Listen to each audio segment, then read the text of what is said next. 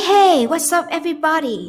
I'm back and welcome to IELTS sharing community and its daily vocab. Once again, I hope you like and share this video to support us, and if you are new here, don't forget to subscribe the channel for more lessons, okay? And let's get started.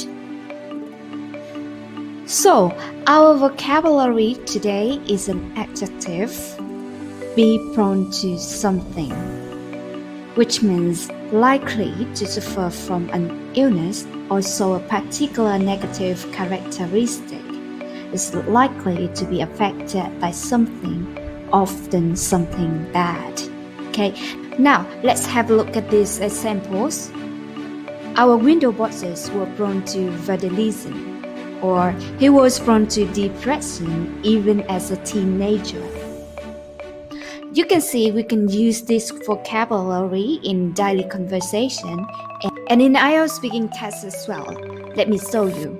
In the IELTS speaking test, the examiner may ask you, do you like living in a house or an apartment? You could say, honestly, I would like to live in a flat because flats are often more secure than houses and less prone to burglary.